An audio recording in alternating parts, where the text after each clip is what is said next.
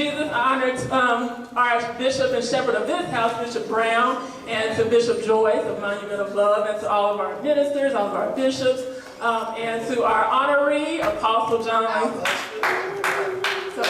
and ushers, all of our members, all of our guests and friends. We honor you today. We are glad you're here today to celebrate with us Christian Fellowship and worshiping and praising our apostle in his 48th ecclesiastical anniversary. We thank God for the 48 years God has given him. We thank God for his wife, Sister Ragland, who has been by his side 48 years as well, and to Christian Fellowship, who has been a blessing to Apostle Ragland, and all of you, all of our bishops who have been a blessing to him as well. We welcome you today. I remind you to, as Apostle Ragland shares with us, do not quench the Holy Ghost. If you feel him move within you, do not quench, do not tighten up, do not tense up. Let go, let God have his way. So I thank God for you today. So let the Lord use you. Feel free to worship and praise him whenever you feel him move. I honor you today. God bless you. I'm here to give tribute to Pastor Ragland and to tell him thank you. Amen. For being a friend to my family, and I bring congratulatory remarks from the House family, Dr. and Mrs. House, who my husband's brother, my husband's sister and brother-in-law. They love Pastor Ragland, and she asked me to convey their congratulatory remarks to you and tell you to go another 47 years. Being a minister is a tremendous task. He has dual responsibilities. He has the responsibility of dealing with the mind, body, and soul. And he must serve as counselor, psychiatrist, psychologist. He must wipe away tears from the bereaved. He must stand at the threshold of the grave of a loved one, of a member. And every time a member passes, that member takes a little bit of the pastor with him to the grave. He must walk into the feverish sick room at the hospital and listen to the groans and pains of people that he loves. He must listen to the death sentence pronounced by the doctor, and then stand with faith to believe that God will send healing. He must spend long hours in the courtroom as a character witness for us. While at the same time knowing we're innocent, knowing that we're guilty, and pray, and stand there knowing we're guilty, and stand there and pray that the Lord would touch the judge's heart, that he might tender his decision with kindness. He has gotten out of his home, comfortable home, many times, to go across town while the city slumbers, to journey to a troubled home where there's confusion because of life's perplexing problems confronted by his members. He must share his meager earnings to feed victims of hunger. He must be a negotiator between the tenant and the landlord. For those of us facing eviction, he must have a word of hope for the widow who is trying to adjust to the empty place at the table. One who is trying to meet life's challenges all alone. He must try to understand the language of the young who have become confused because of life's perplexing problems. He must be a psychiatrist for those who cannot understand life's ups and downs. He must be a living example of patience and faith.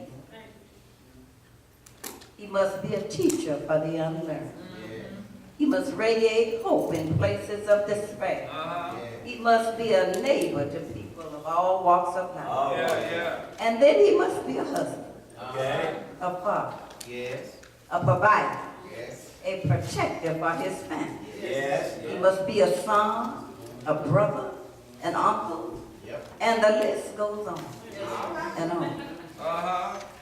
Time will not permit me to mention the countless responsibilities dealing with the human side that the minister must confront. Then there is the spiritual aspect of his ministry. Did not the scripture say, how can they hear without a preacher? Any dedicated minister is well aware of this fact that the survival of society in which we live is predicated upon his performance. Yes.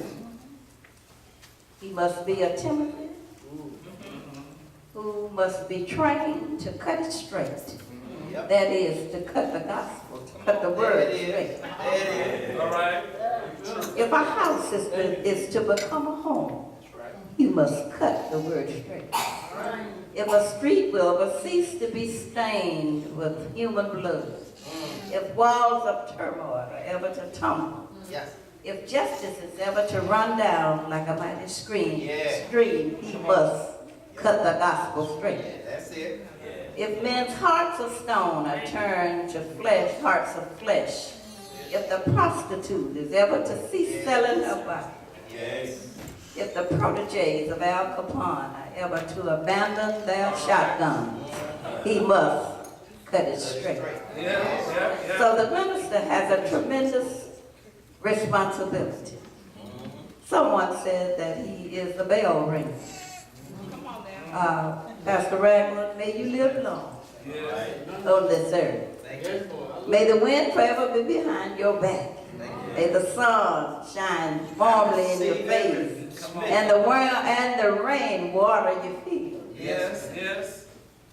You are a bell ringer. Somebody said you are ringing the bell, ringing out truth every Sunday morning. You are to ring out truth. So ring your bell, Pastor. Right. Ring your bell until Gabriel comes back and blows his horn. God bless you. Thank you.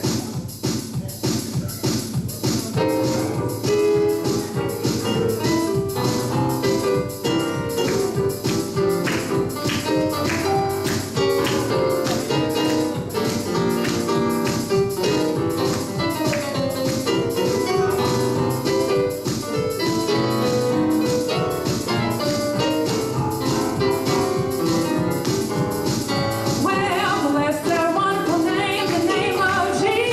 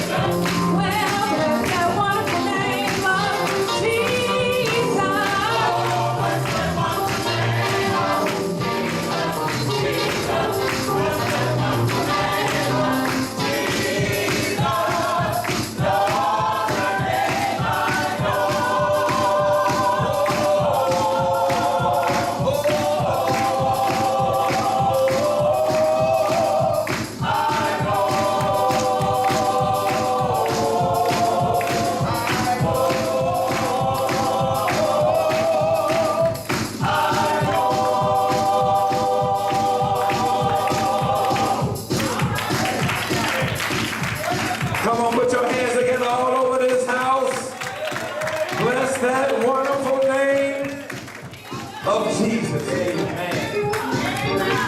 Let the Lord use you, Apostle. Let him use you.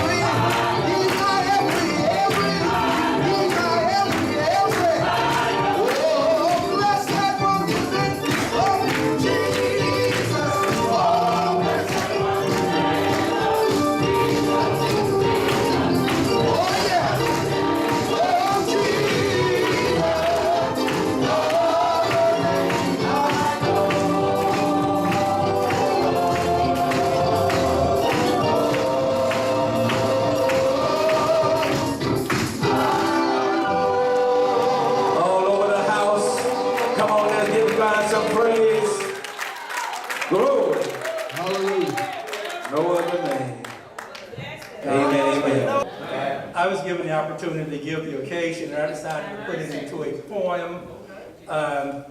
Try to rhyme it. Okay.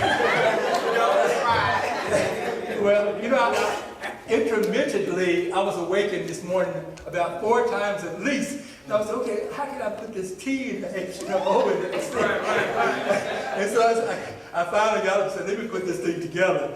Okay. T is for time he spends in the Word. H is for the heavenly awards he deserves. E is for the energy he exudes. O is for one of a kind. That's good news. C is for conscientious, comforting, caring. C is for courageous, even daring. A is an outstanding, awesome man of God he is. S is for sanctified, steadfast, no fear. All right. I is for no idler, man is he. O is for often, he is on his knees. And N is for never giving up on you and me. So I thank God for the occasion. Thank God for this outstanding, awesome man of God. I love him, and I thank God for him and his wife, and for each one of you.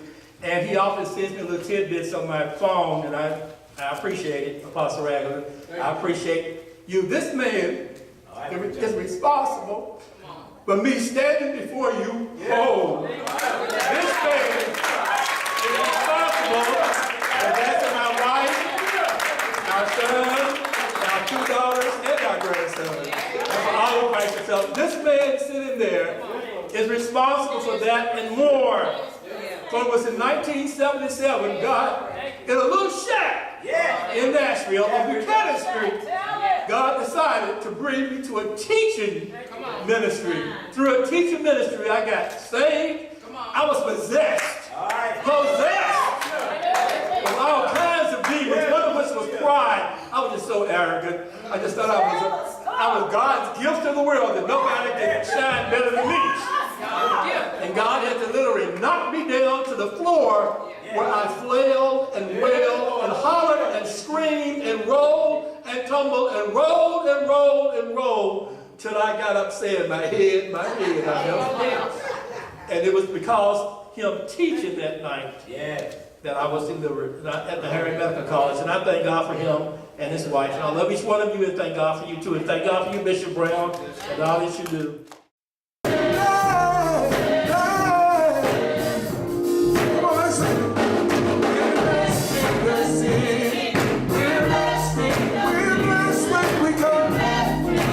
When we go,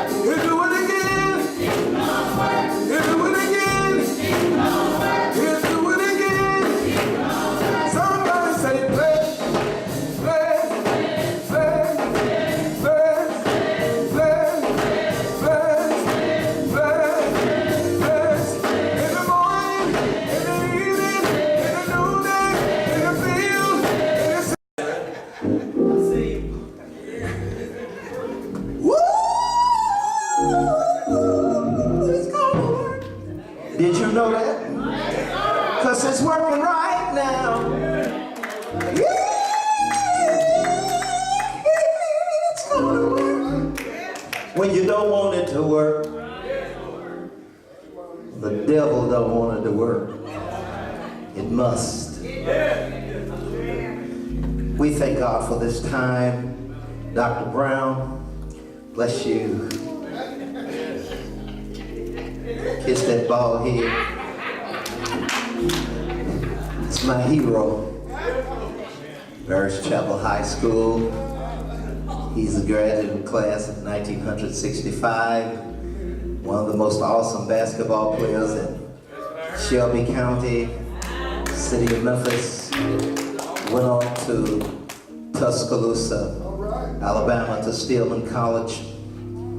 And not only did he letter there, but he didn't know I was following his stats from Arkansas M&M College the following year, where I would go, which is now the University of Arkansas at Pine Bluff. And he was the #2 scorer of the NAIA, small colleges, university in the United States of America, following James Toombs. Yes, sir. Amen. I got the stats. I'm a stat preacher. See, when you're a stat person, you can talk to the officiants, you can talk to the folks who record the stats. God recorded it and you have to fulfill it. When I pray, I don't pray like a lot of people, and I'm not bragging. My boast is in God. I tell him what he said and what he did. That's what I expect. I don't expect what John Ragland wants, what he desires. I expect what God said. Father, Son, and Holy Ghost. It is my distinct pleasure. Now you have been given, I made sure that I inserted this resume, you would call it a resume, dossier of our illustrious